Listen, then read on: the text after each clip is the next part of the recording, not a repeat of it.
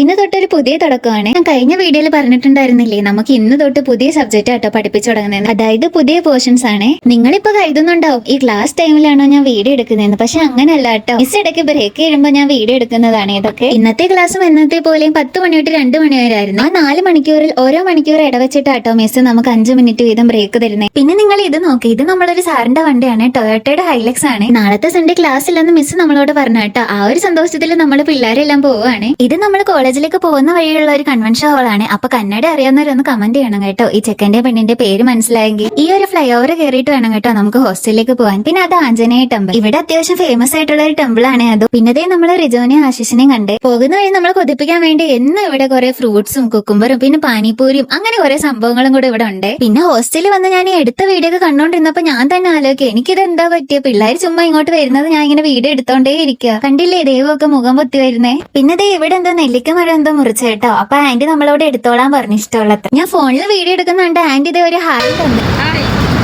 ആന്റിയുടെ ഇന്ന് ഹായൊക്കെ വാങ്ങി നെല്ലിക്കൊക്കെ കഴിച്ച് നമ്മൾ നേരെ അമ്മാസിലേക്ക് ആട്ടോ വന്നു. ഇന്ന് 2 മണി വരെ ക്ലാസ് ഉണ്ടായതുകൊണ്ട് വയറൊക്കെ നല്ല രീതിയിൽ വിശന്ന കേട്ടോ. അപ്പൊ കുറച്ച് ഹെവി ആയിട്ട് കഴിച്ചാലോ എന്ന് എഴുതി കേട്ടോ നമ്മൾ ഇവിടുന്ന് ബിരിയാണി വാങ്ങിയിട്ട് പോകുന്നേ.